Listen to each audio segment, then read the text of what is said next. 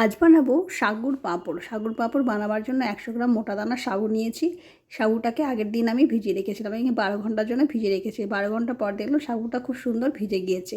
তারপর আমি মিক্সিং বলে সাগুটা দিয়ে একটা মিহি পেস্ট বানিয়ে নিয়েছি। আমি দুবারে এটা পেস্ট করে নিয়েছি। এবার কড়াইতে 2 কাপ জল দিয়ে সাগুর পেস্টটা দিয়ে দিয়েছি। দিয়ে একটু জাল দিয়ে নিয়ে তারপর আমি 1 টেবিল চামচ বিট লবণ, 1 টেবিল চামচ গোলমরিচের গুঁড়ো আর 1 টেবিল চামচ চিলি ফ্লেক্স দিয়ে ভালো করে আবারও মিনিট 5 ওভেনটাকে কমিয়ে নিয়ে জাল দিয়ে নিয়েছি।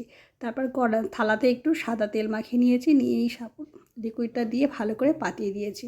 আর একটা থালাতে আমি একটা উপরে প্লাস্টিক দিয়ে তার উপরে তেল মাখিয়ে নিয়ে ছোটো ছোটো পাঁপড়ের শেপ দিয়ে এভাবে দিয়ে নিয়ে রৌদ্র দিয়েছি। আমি এখানে উঠোনে রৌদ্র দিয়েছি বলে 2 দিন রৌদ্র দিয়েছি। 2 দিন পর কিন্তু দেখলাম খুব সুন্দর শুকিয়ে গিয়েছে।